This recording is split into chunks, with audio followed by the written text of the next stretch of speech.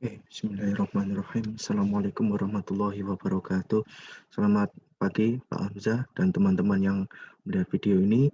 Jadi, di kesempatan kali ini saya akan menjelaskan tentang teknologi penyimpanan energi yang berhubungan dengan perkembangan teknologi yang ada sekarang dalam penyimpanan energi.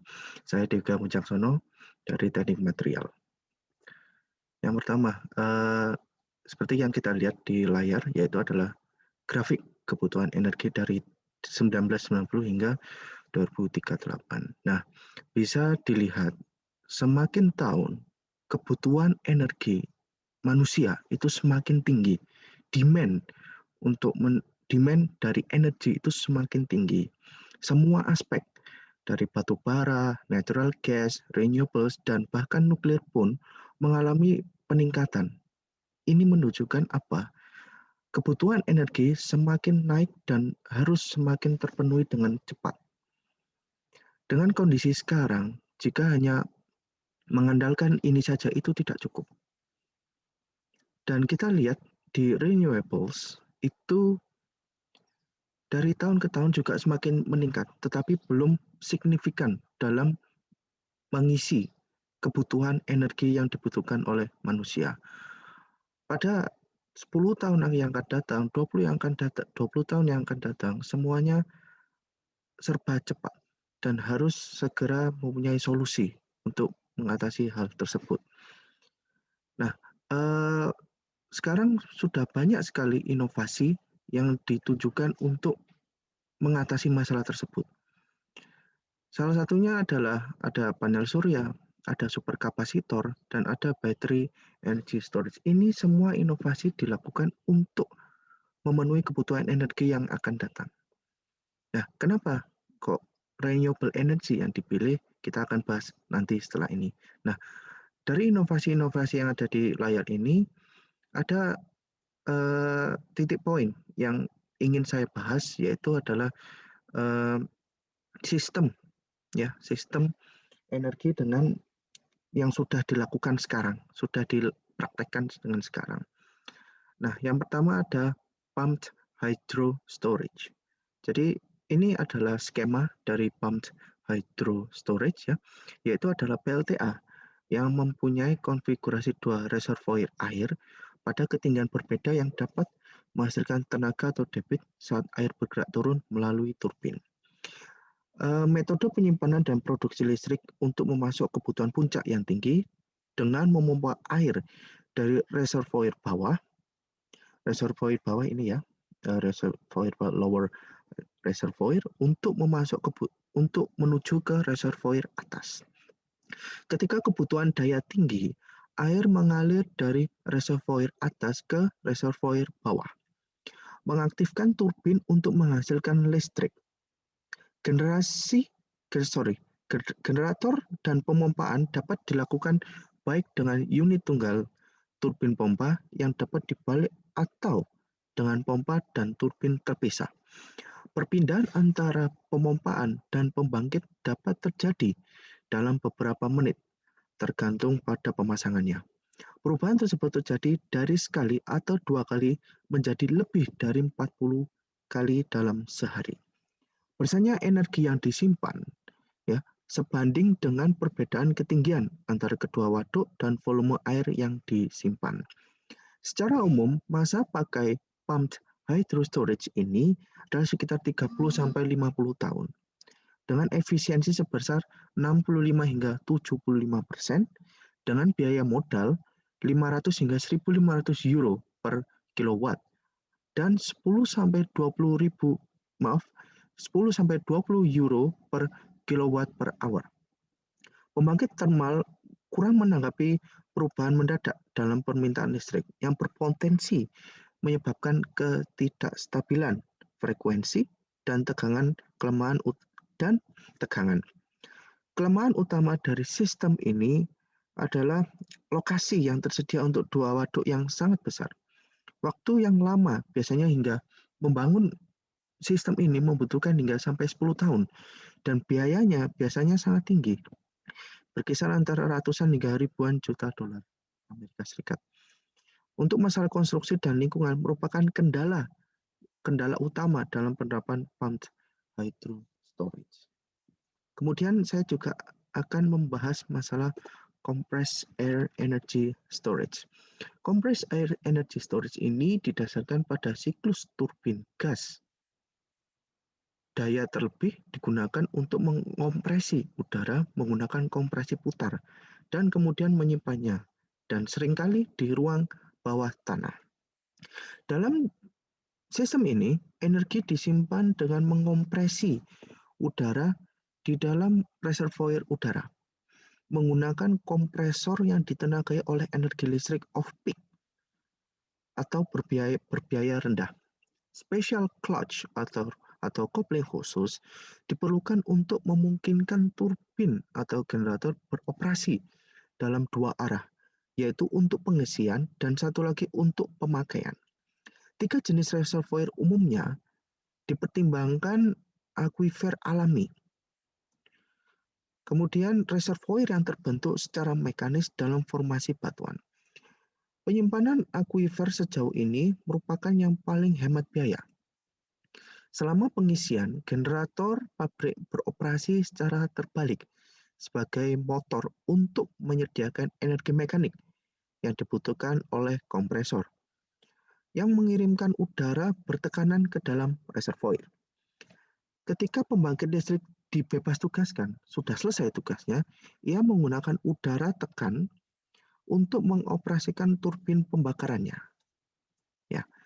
Nah, bicara masalah biaya, modal untuk membangun sistem ini atau compressed air energy storage itu tergantung pada kondisi penyimpanan bawah tanah.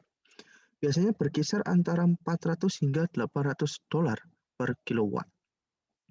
Karena sistem self-discharge sangat rendah, sistem ini dianggap sebagai instalasi penyimpanan skala waktu jangka panjang yang dapat bersaing dengan PHS.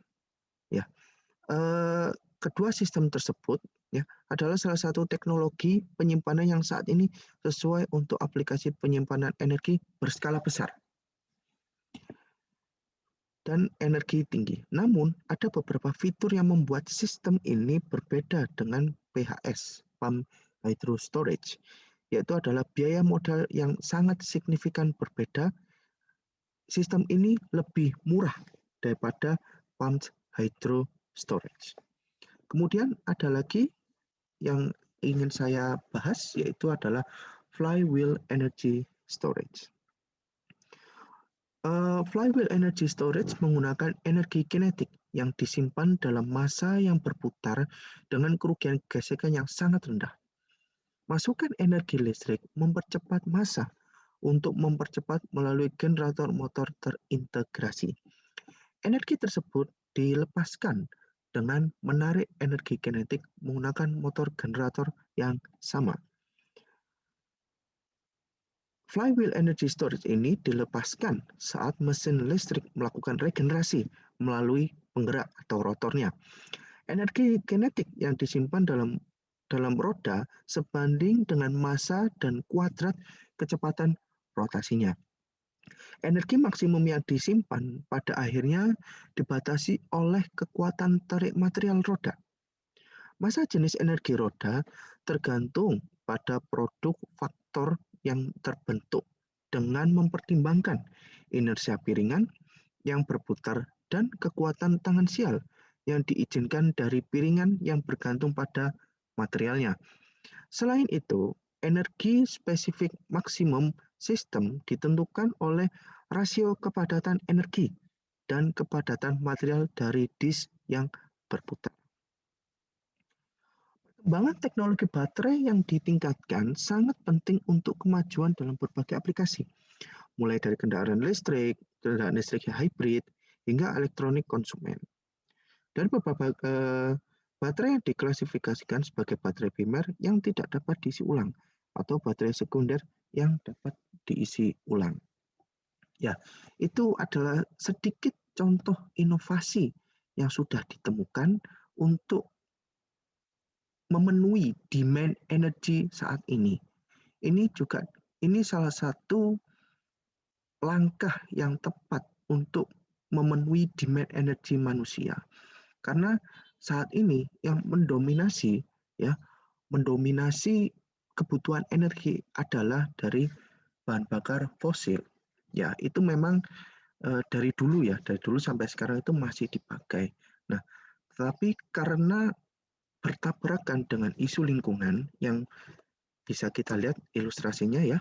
Ini adalah ilustrasi bagaimana global warming bisa sangat devastating, sangat merusak lingkungan, utamanya berpengaruh kepada kutub utara dan kutub selatan. Jika kita tidak memperdulikan aspek ini, sisi lingkungan ini, kita yang akan merasakan sendiri. Kita sekarang sudah merasa bahwa sekarang itu tambah panas, iklimnya sudah tidak seperti dulu, hujannya mut-mutan. Nah, itu salah satu dampak dari global warming yang kita timbulkan sendiri. Kita butuh energi, tetapi kita juga merusak lingkungan. Itu yang harus dihilangkan. Mindset seperti itu yang harus dihilangkan. Nah, makanya renewable energy saat ini adalah isu yang paling santer ya. Isu yang paling santer yang semua perusahaan-perusahaan itu sudah membagi fokusan bisnisnya. Seperti oil and gas itu sudah banyak sekali perusahaan oil and gas yang membagi core bisnisnya untuk renewable energy. Karena memang selain bertabrakan dengan isu lingkungan, bahan bakar fosil itu tidak akan bisa mencukupi demand energi pada tahun 2030 yang mendatang. Nah, jika hanya dari bahan bakar fosil saja, itu tidak akan memenuhi demand energi yang dibutuhkan. Nah, makanya ada renewable energy, ada nuklir, dan sebagainya. Tetapi renewable energy adalah yang paling pas untuk memenuhi demand energi yang ada. Sehingga kebutuhan energi bisa terpenuhi dan lingkungan juga selamat. Nah, jika ini masih sebatas ilustrasi ya, jangan sampai ilustrasi ini terjadi. Kalau ini terjadi, innalillahi, kita yang akan merasakan sendiri. Ibaratnya ini adalah kulkasnya bumi. Jika kulkasnya sudah habis, kita yang akan kepanasan. Kita yang akan merasakan dampaknya. Maka dari itu, ini adalah sebagai tugas dari semua orang, khususnya seorang engineer ya, untuk berinovasi dan terus melakukan inovasi supaya renewable energy ini bisa diaplikasikan dan tidak merusak lingkungan. Dan tentu saja demand energi bisa terpenuhi. Seperti itu. Baik, itu saja yang bisa saya sampaikan. Terima kasih atas perhatiannya. Terima kasih Pak Hamzah. Wassalamualaikum warahmatullahi wabarakatuh.